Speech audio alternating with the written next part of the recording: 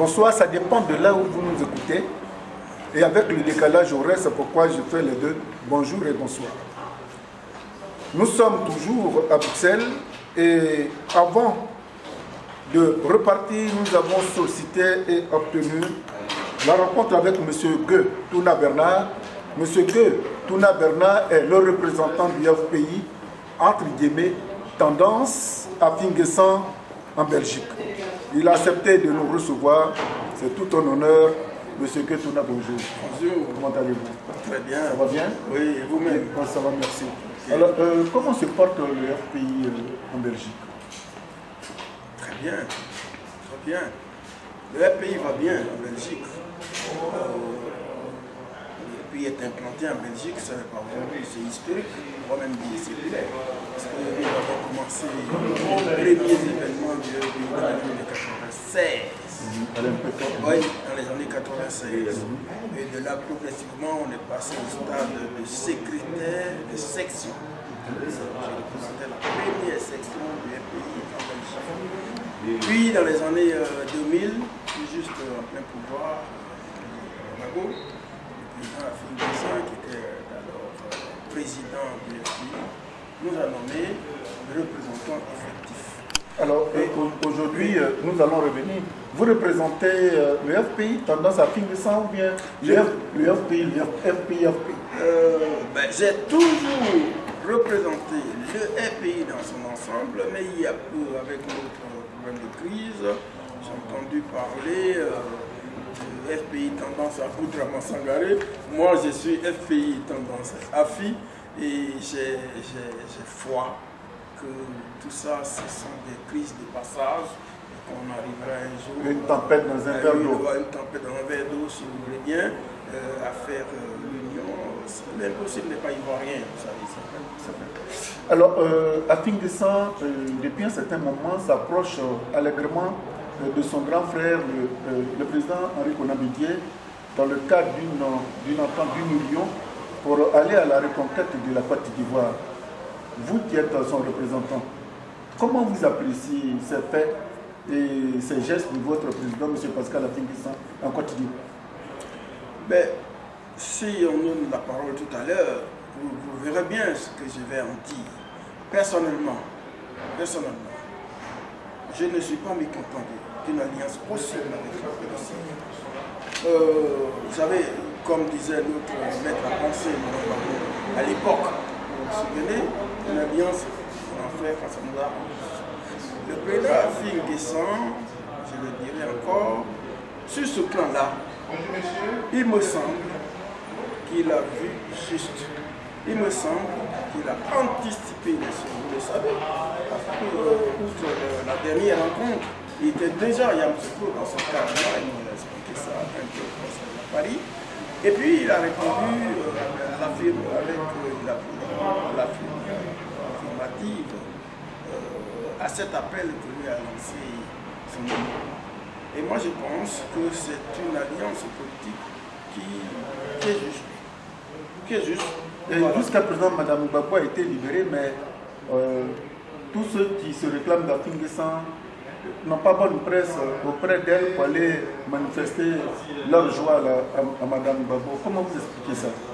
Tout ça, c'est, si tu veux, dans la ligne qui n'est pas très logique de la crise. Moi, je n'apprécie pas la crise du pays.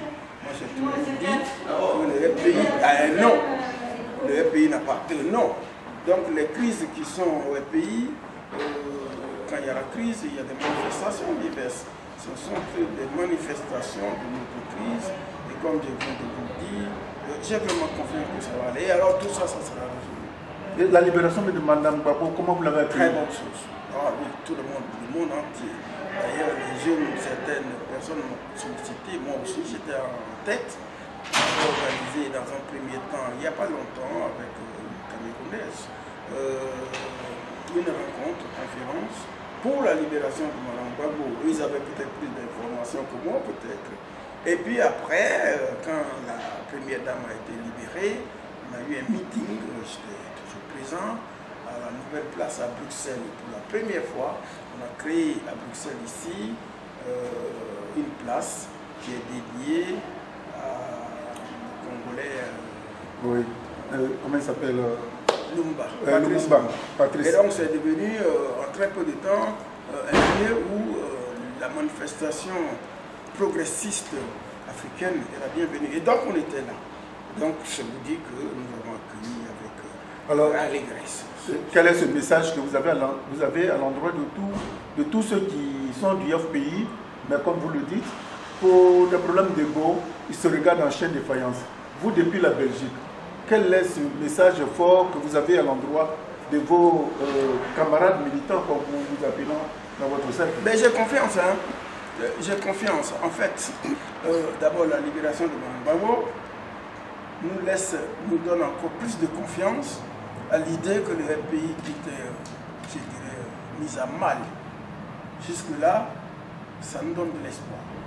Nous estimons que dans les meilleurs délais, notre maître à penser, moi j'ai dit, notre Galilée, Laurent Gbagbo, sera bientôt libéré. Et je crois que la libération de Gbagbo, ajoutée à la libération de la grande dame, la première dame, eh bien, ça va consolider peut-être d'une manière fulgurante et très rapide notre union au sein du pays. C'est nécessaire, il faut que le pays s'unisse parce que dans la situation contextuelle, dans les nouvelles donnes, les préparatifs vont dans un sens unique 2020. Et il ne faut pas que nous ratons le train de 2020.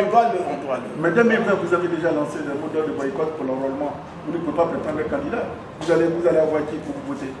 Ça, c'est vous qui le dites. On verra bien. Ça, on verra bien. L'implantation du FPI en Côte d'Ivoire, ça ne fait pas un doute quelconque. Non, ça c'est vous qui le dites. D'accord. Je n'irai pas là. Ok, d'accord. Alors, ces prisonniers politiques qui sortent, est-ce qu'ils doivent sortir avec la rancœur? Ils doivent sortir laissant toutes les méchancetés, les cruautés, pour ressortir le renouveau, comme dans la Bible on le dit, Nicodème, tu es né de nouveau. Est-ce que c'est ceux qui sont sortis aujourd'hui, Mme Gbagbo, doivent toujours rester dans la logique de la vengeance? Je ne sais pas s'ils sont dans la logique. Mais vous-même, est-ce que vous leur conseillez ça? Si au stade où tout le monde sort, est-ce qu'ils doivent revenir à l'union, à la cohésion? La Côte d'Ivoire est unique et indivisible, ça vous le savez très bien. Donc, tout dirigeant ivoirien doit tendre la main à toute la Côte d'Ivoire entière. Ça, c'est une évidence, on n'a pas besoin d'être un pays ou du RDR pour cela. Non, c'est une réalité. Mais ce que moi, je n'ai pas tellement compris, c'est certains citoyens qui ont eu une réaction épidermique quand la grande dame a réagi, c'est qu'ils n'ont pas pris de recul. Parce qu'il faut reconnaître cette dame qui a souffert. J'aurais souhaité qu'à la sortie, ceux qui ont organisé les choses laissent les militants danser pendant cette heure et donnent rendez-vous. Leur donnent rendez-vous avec la première dame par après. Alors les esprits seraient apaisés et peut-être,